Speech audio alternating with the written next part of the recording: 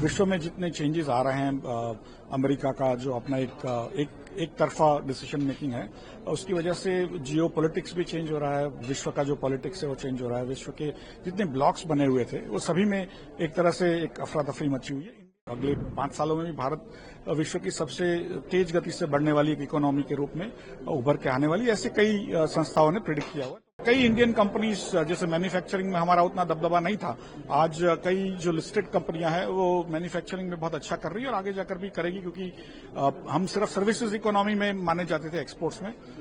आज हमारी जो गिनती है वो विश्व के बहुत हाईटेक मैन्युफैक्चरिंग नेशंस में भी होने लगी है। पिछले 30 सालों के पहले 94 में जब एनर्जी शुरू किया तो करीब 10 लाख से कम निवेशक थे भारत में। आज 11 करोड़ से अधिक निवेशक है, तो 110 गुना वृद्धि हुई है। जब भी कोई जियो पॉलिटिकल अपहीवल होता है तो जियो इकोनॉमिक्स का भी अपहीवल होता है। जो विश्व में जितने चेंजेस आ रहे हैं, अमेरिका का जो अपना एक तरफा डिसीजन मेकिंग है, उसकी वजह से जियो पॉलिटिक्स भी चेंज हो रहा है। विश्व का जो पॉलिटिक्स है वो चेंज हो रहा है। विश्व के जितने ब्लॉक्स बने हुए थे वो सभी में एक तरह से एक अफरा तफरी मची हुई है। इंडिया भारत का अपना एक वजूद है, अपना एक ग्रोथ रहा है, और आज अगले 5 सालों में भी भारत विश्व की सबसे तेज गति से बढ़ने वाली एक इकोनॉमी के रूप में उभर के आने वाली, ऐसे कई संस्थाओं ने प्रिडिक्ट किया हुआ है। तो मुझे लग रहा है कि भारत एक तरह से ये जो जियो इकोनॉमिक्स में जो एक ज्वार भाटा आ रहा है, तो उसमें भारत एक तरह से अलग है।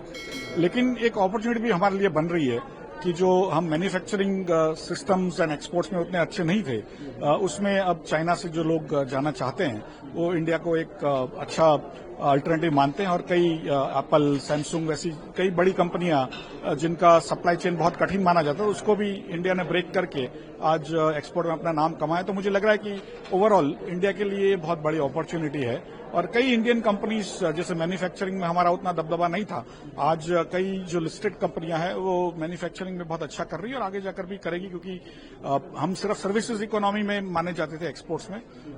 आज हमारी जो गिनती है वो विश्व के बहुत हाईटेक मैन्युफैक्चरिंग नेशंस में भी होने लगी है। सर, रिटेल पार्टिसिपेशन किस तरह? पिछले 30 सालों के पहले 94 में जब एनर्जी शुरू किया तो करीब 10 लाख से कम निवेशक थे भारत में। आज 11 करोड़ से अधिक निवेशक है, तो 110 गुना वृद्धि हुई है।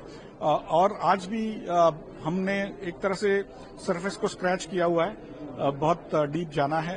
एक तरह से अच्छा प्रोग्रेस है, लेकिन बहुत सभी लोगों को साथ में लेना है, जिससे जो भारत अपने ही ग्रोथ को खुद ही फाइनेंस करे। और एक समय आ गया है कि जहां पर रिटेल निवेशक का एक दबदबा बना है। पहली बार पिछले 20 सालों में रिटेल निवेशक थ्रू म्यूचुअल फंड या डायरेक्ट दोनों मिला के एफपीआई से ज्यादा होल्ड करते हैं।